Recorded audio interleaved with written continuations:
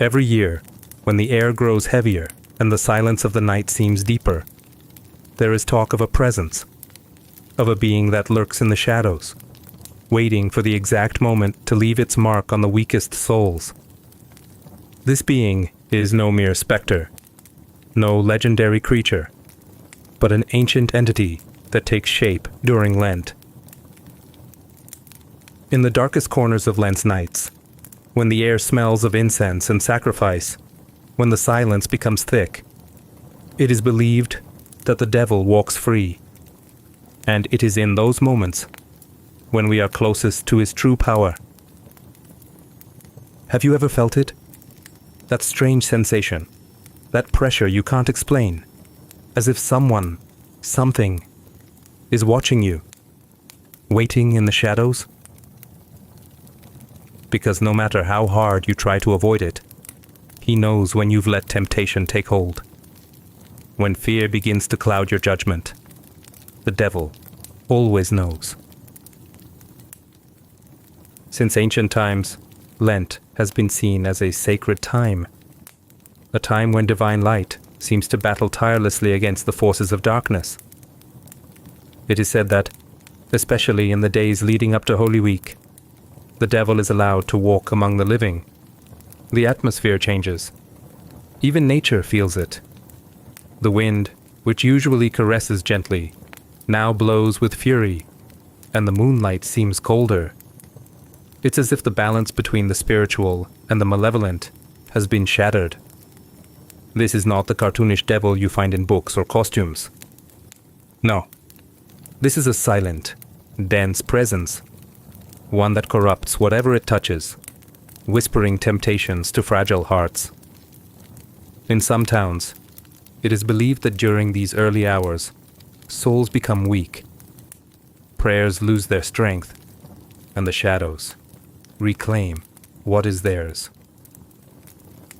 Have you ever walked alone in the early hours, during Lent? Have you felt as if something invisible was slipping beside you, watching you from the darkness? That is the devil. He knows your faith is being tested. They say that when the church bells ring at midnight, the devil leaves his lair, slipping between the trees and onto the lonely roads. In the darkness of the early morning, with the moon at its fullest, people begin to tell stories of those who have seen his figure. A huge shadow rising from among the trees, with eyes glowing like burning coals, and a wicked smile reflected in the moonlight. There is a story of a young man heading to church on Holy Week's Eve. He walked alone, with only the light of the candles to guide him. Suddenly he heard footsteps. He quickened his pace, thinking it was another worshipper. But when he turned a corner, he saw a towering figure, cloaked in dark fabric. He could not see its face, only feel its eyes burning through him. The young man tried to speak, but he could not. His throat was dry, and fear paralyzed him. Without saying a word, the figure raised its hand and pointed at him. The only thing he heard, like a cold whisper in his ear, was, "Come with me. Your soul will be mine." Have you ever felt chased by an invisible shadow? Have you ever had the sensation that, when looking in the mirror, your own eyes stare back at you, with a glow that is not your own? Because that is the devil's gaze, waiting, ready to possess what is his. The dawn of Lent has a special atmosphere. It's as if the air is thicker, as if all living things are suspended. The shadows stretch in strange ways. Something in the atmosphere makes every step, every whisper, sound like a distant echo. Some say it is in that moment when the devil grows stronger. In that instant, when everything seems to be sleeping, he walks among men, seeking those with vulnerable souls. What if I told you that, during those moments, not everything is still, that some figures at times walk silently alongside those who believe they are alone? The wind brings with it a soft whisper, something that slips between the branches of the trees, as if an invisible breath were caressing your neck. There are testimonies from people who claim to have been touched by something invisible, but real. To feel a cold that doesn't come from nature. A touch, like the brush of cold fingers against their skin. And when they looked around, no one was there. Those who dare walk through the forest during these early hours fear telling their stories. But for better or worse, the devil's voices cannot be ignored. People say the shadows grow longer on the nights of Lent, as if all evil is waiting to be unleashed. A young woman was walking alone during the early morning hours. She had felt something watching her, but she thought it was just her imagination. Her breath was rapid, and the echo of her steps resonated in the emptiness of the deserted street. Suddenly, she heard the sound of footsteps behind her. Slow, measured steps.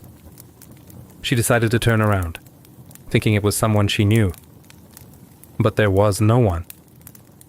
Her body tensed. Her mind screamed for her to run.